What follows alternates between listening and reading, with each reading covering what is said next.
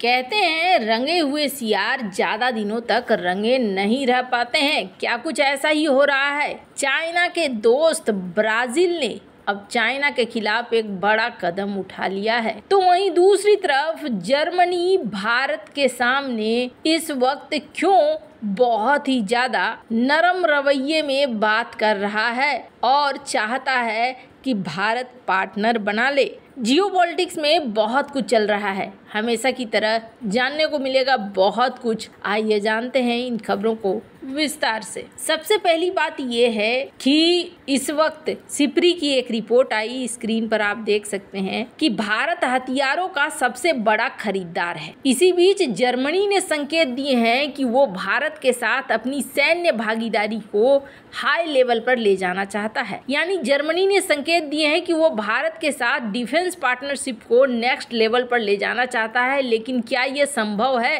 क्योंकि जर्मनी अपने defence sector में अपने धीमेपन के लिए बदनाम रहा है। जर्मनी में डिफेंस सेक्टर के लिए जो बजट आवंटित किए जाते हैं वो सालों तक यूं ही पड़े रहते हैं। लेकिन उसके बावजूद German defence minister Boris Pistorius की लोकप्रियता उच्चतम स्तर पर बनी हुई है। लेकिन जर्मनी ने अब अपनी रक्षा क्षमताओं, सैन्य तैनाती, सैन्य तैयारी, प्रोडक्शन के साथ साथ रक्षा प्रोडक्शन को भी गंभीरता से लेना शुरू कर दिया है। क्योंकि अब जर्मनी महसूस कर रहा है कि वर्षों से शांति ने जर्मनी के डिफेंस सेक्टर में एक गहरा अंतर पैदा कर दिया है, जिसे भरने की जरूरत है और जिसमें भारत के साथ डिफेंस पार्टनरशिप भी शामिल है। यूक्रेन संकट में जर्मनी की भागीदारी के बीच भारत और जर्मनी ने 27 फरवरी को बर्लिन में उच्च रक्षा समिति की बैठक की। भारतीय रक्षा सचिव गिरधर अरामने ने अपने समकक्ष जर्मन रक्षा राज्य सचिव बेनेडिक्ट जिमर से मुलाकात की, जिसमें द्विपक्षीय सुरक्षा रक्षा मुद्दों की सामान्य श्रृंखला पर चर्चा की गई। इस बैठक में भारत और जर्मनी के बीच बढ़ती रणनीतिक साझेदारी को एक महत्वपूर्ण स्तंभ के रूप में रक्षा सहयोग के तेजी से विकास करने पर जोर दिया गया। जर्मनी अधिकारी ने क्षेत्रीय सुरक्षा स्थिति पर अपने विचार रखे, खास तौर पर उन सेक्टर्स में जहां मुख्य रूप से जर्मनी के लिए यूक्रेन और भारत के लिए इंडो पैसिफिक में जहां खतरा है। हालांकि भारत यूक्रेन को लेकर किसी भी रक्षा संबंधी गतिविधि में हिस्सा नहीं लेगा। जर्मनी इंडो पैसिफिक में संयुक्त अभ्यास में ज्यादा सशक्त रूप से हिस्सा लेना चाहता है और भारतीय और जर्मन नौसेना पहले ही लाल सागर के आसपास के क्षेत्र में समुद्री डकैती के खिलाफ संयुक्त अभियान चला चुकी है। ये संयुक्त अभ्यास तब होते हैं जब जर्मन जहाज इस क्षेत्र का दौरा करते हैं। भारत और जर्मनी की अधिकारियों के बीच हुई बैठक में डिफेंस प्रोडक्शन उद्योग के बीच बेहतर रक्षा साझेदारी और जुड़ाव की आवश्यकता पर भी चर्चा की गई। कहा गया कि पनडुब्बी बनाना हो, टैंक बनाना हो, इलेक्ट्रॉनिक और साइबर संबंधित उपकरण बनाने हो,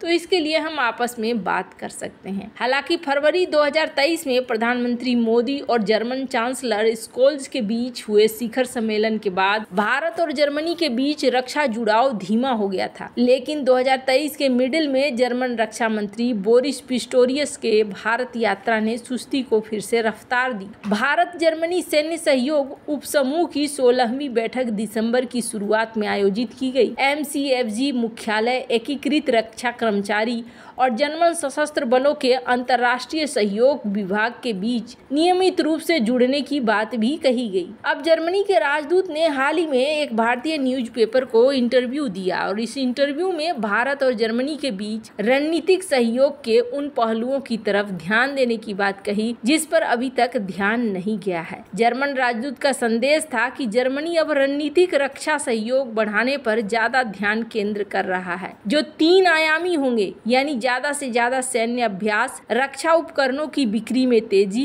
पनडुब्बियों के निर्माण को लेकर हाई टेक्नोलॉजी हार्डवेयर के प्रोडक्शन पर ध्यान देना। राजदूत का संदेश है कि जर्मनी की झिझक दूर हो गई है और अब राजनीतिक इच्छा शक्ति की जरूरत है। उन्होंने इसका श्रेय जर्मनी को नाटो के बाहर, खासकर एशिया और इंडो पैसिफिक में साझेदार तलाशने को दिया। इस संदर्भ में भारत को समान मूल्यों वाले एक विश्वसनीय भागीदार के रूप में देखा जाता है। इस साल अगस्त में तमिलनाडु में भारत में कई देशों का शक्ति सैन्य अभ्यास होने वाला है, जिसमें 12 टोर्नेडो जेट, यूरोफाइटर्स 8, कई एयरबस 300 मिड एयर ईंधन भरने वाले टैंकर और एयरबस 400M सैन्य परिवहन विमानों सहित 32 जर्मन वायुसेना के विमान भाग लेने वाले हैं। जर्मन दल के साथ कोऑर्डिनेशन में 15 फ्रांसीसी और स्पेनिश विमानों के भाग लेने की भी उम्मीद है। अक्टूबर में एक जर्मन फ्रिगेट और लड़ाकू जहाज के भी गोवा के दौरा करने के उम्मीद बताए जा रहे हैं।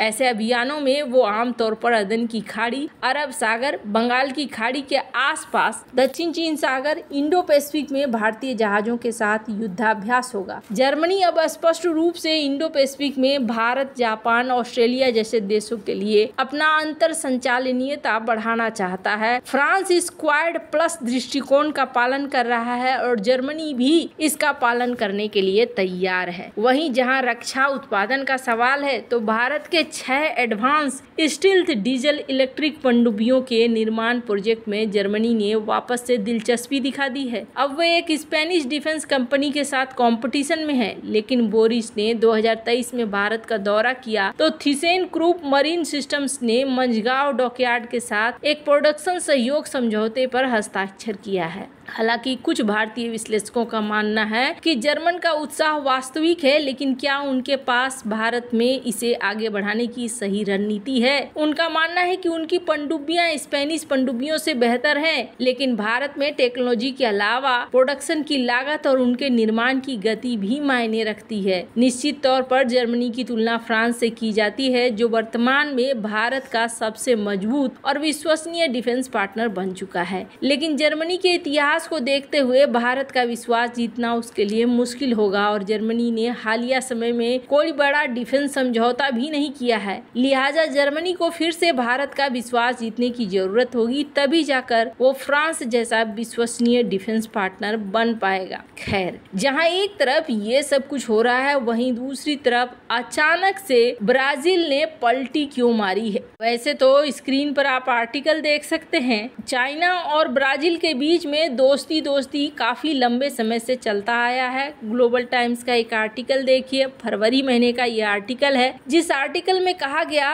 कि एग्रीकल्चर में ये आपस में सहयोग करेंगे।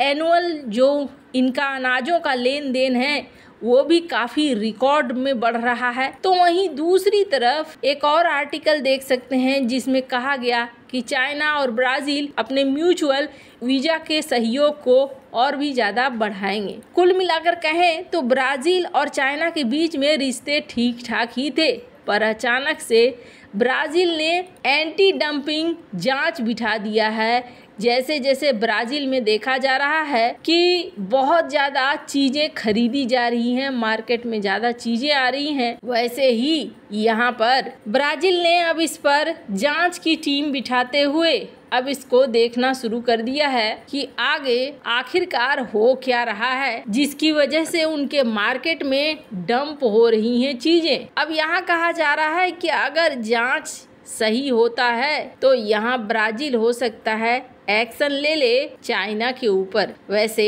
आपको क्या लगता है इन सब मामले में? आपकी क्या राय है? कमेंट कर जरूर बताएं। जल्द मिलते हैं अगले वीडियो में नई खबर के साथ।